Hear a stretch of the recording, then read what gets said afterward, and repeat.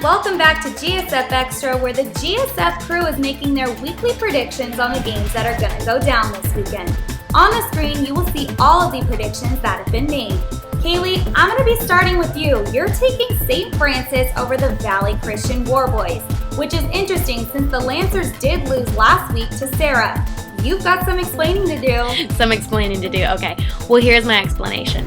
I know I said St. Francis would beat Sarah, and they lost, but here's what we learned from that game. St. Francis can keep up with one of the best teams in the league. They held Sarah to just 14 points, and all of those points came in the fourth quarter.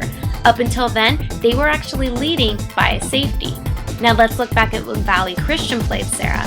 Valley Christian lost 24-10 at home. Now both of these teams have struggled with that Padre Mafia defense, but I mean, come on, who hasn't struggled with them? Here's the plus side for St. Francis. They are unbeaten at home. That's 4-0. They dominate on their home field. Here's my concerns with Valley Christian. They could possibly be without their star running back Kurt Johnson this Friday. Now last week, he was out the second half of the game, actually seen on the sideline, possibly with a wrapped ankle. Now we're not sure, but if that's the case, that will be detrimental to this weekend's game against St. Francis. So I'm going for it. Again, St. Francis over Valley Christian, that's my pick. Next up, Alf, you're taking St. Ignatius over Sacred Heart Cathedral. Both teams are 0-3 in the WCAL and have yet to win a league game this season. Are you taking SI because of the fight they put up with Midi last week? Yes, Courtney, I did pick St. Ignatius over Sacred Heart Cathedral, and I have three main reasons for that. Number one, SI is 8-2 against Sacred Heart Cathedral in the last 10 regular season games, and they also beat them with the CCS Division III championship game that took place at the AT&T Park. Now, there's a lot of history involved in this game. There's a lot of tradition, and I'm just going off of that. I think SI is going to win this game just because they're playing on their home turf on a Saturday afternoon, and they're used to that. They played Midi last Saturday there, and I think that's going to be a really good warm-up. Now, both teams are 0-3. I've seen both teams play multiple times this year, and the thing that stands out the most is that they lost their games, the games that they lost, it's all because of big plays. And that's going to be the key in this game. Whoever makes the big play, whoever wants it more is going to win this game. This is the Bruce Mahoney game, the oldest rivalry west of the Mississippi.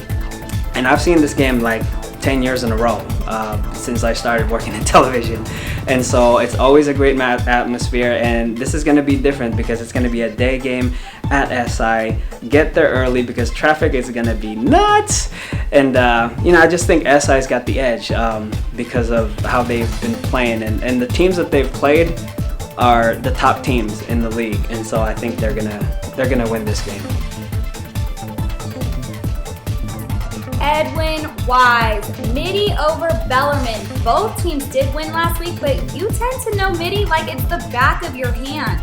Talk to me about these predictions.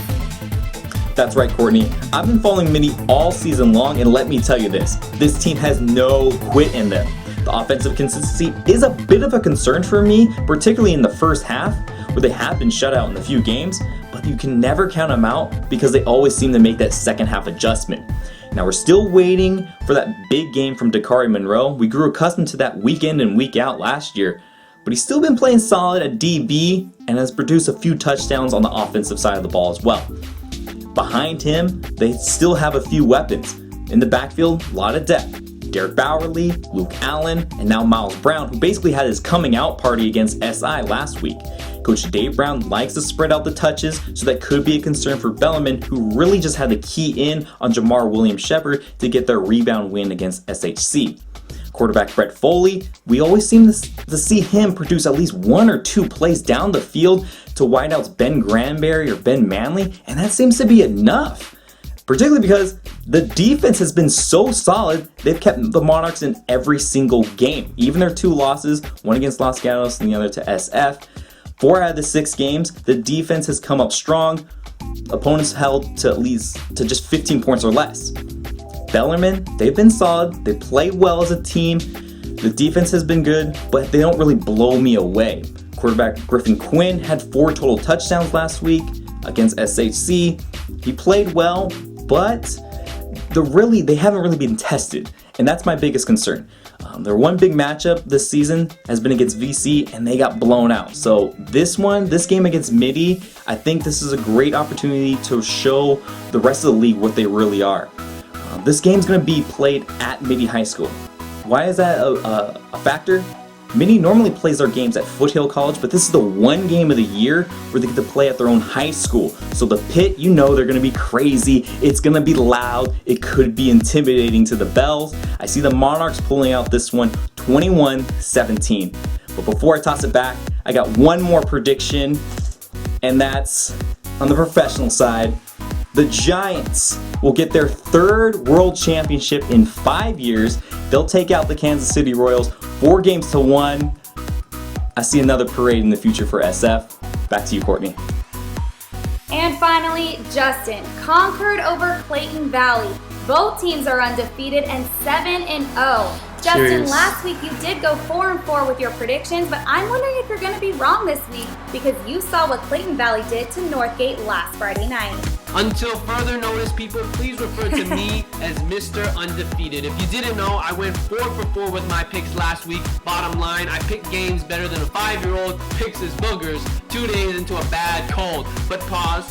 Let's talk about a huge prime-time potential barn burner down in Concord, Cali. 7-0 Minutemen versus the 7-0 Ugly Eagles from Clayton Valley. It's the ClayCord Classic, and sources tell me that Concord wants this game bad. They've lost this matchup the last 3 times, and if you didn't see Clayton Valley last Friday night, you better click right here and watch the GOW. The Ugly Eagles went ugly on Northgate 70-7. These boys are averaging 52 points a game. Concord's defense is doing extra homework on Booby Miles Harrison, the CV running back who is already over 1,100 yards. The young stallion ran for over 2 bills this past game and 4 tubs in 1 half. But Concord has a special trio in quarterback Mitch Daniels, wideout Mason Knight, and running back Malik Blackburn. I saw these dudes last year balling and found out they were juniors, averaging 43 points per game this season. I'm telling you, this will look like a basketball score, but in the 4th quarter, with limited time, being able to pass the ball is crucial. Mitch Daniels and Concord will take back the ClayCord Cup. Justin, I'll make you a deal. If you go 6 for 6 this week on these predictions, we will call you the name you've been dying to be called, the GSF Guru. But until then, we're just going to have to wait and see what happens. I want to know what all of your thoughts are about these predictions, so please tweet us at GetSportsFocus and our personal accounts. That's going to do it for me here. I'm Courtney Pons for GetSportsFocus, and I will see you again next week.